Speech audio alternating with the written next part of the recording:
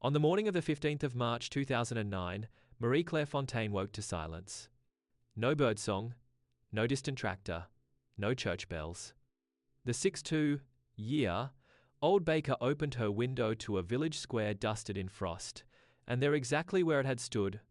For 147 years she saw nothing. Not an empty space, not a gap. The square was complete. The bronze statue of Henri Duval was gone. Fontaine pressed her hand against the cold stone pedestal. Its surface was smooth, worn by weather and time, but whole, as if nothing had ever been mounted there. She would later tell investigators that the wrongness wasn't in what was missing. It was in the precision of the absence. Havre sat in the Ardennes Highlands, population 412. Stone farmhouses clustered along a single cobblestone road, forests pressed close on three sides. The fourth opened to a valley where mist gathered after rain. For generations, the village had been documented in regional records, a church from the 14th century, a weekly market since 1832. And yes, a bronze figure of the town's founder, Henri Duval, commissioned in 1862 by surviving settlers.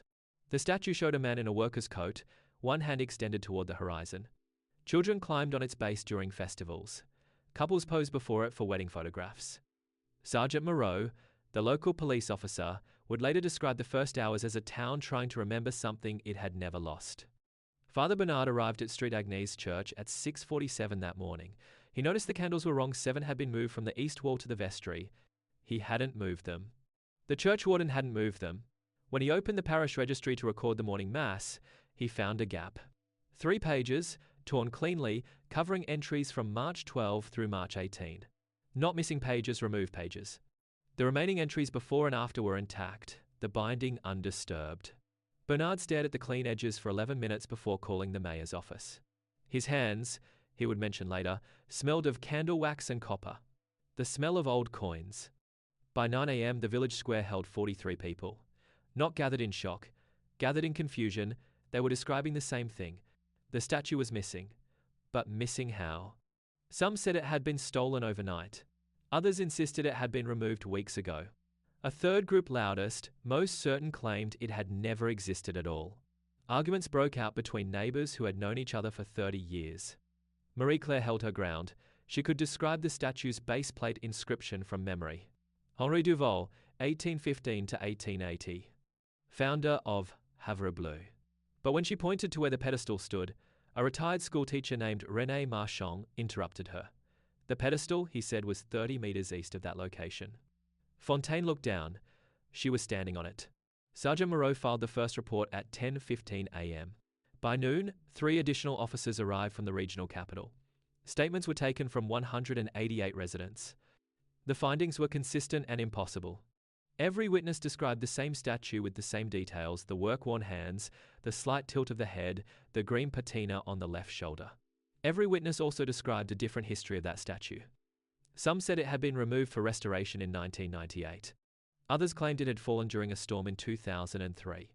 A woman produced a photograph from her daughter's wedding in 2007, showing the figure clearly visible in the background. No official record of removal, repair, or replacement could be found. Dr. Elise Fournier arrived on March 18th as a regional health consultant. Her specialty was neurological incidents, carbon monoxide exposure, viral encephalitis, toxic mushroom contamination. She examined 34 villages and found nothing. No chemical markers. No brain abnormalities. No physiological explanation. What she found instead were diary entries. 5 families had journals kept in kitchen drawers or bedroom desks.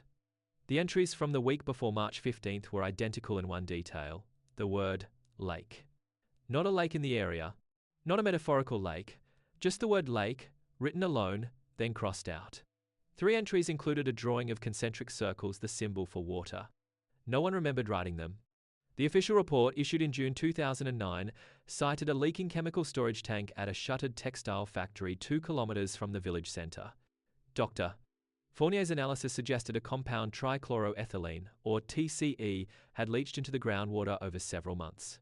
Low-level TCE exposure, according to some medical literature, can cause gaps in short-term memory formation. The theory explained why the village forgot a specific period. The chemical exposure peaked on March 14th. It also explained the diary entries dismissed as contamination artifacts. The statue, the report concluded, was likely removed by the factory's demolition crew in 2006 but never formally documented. The village had reconstructed a false memory from old photographs. The official explanation had one problem. The families living closest to the chemical leak showed no memory loss at all.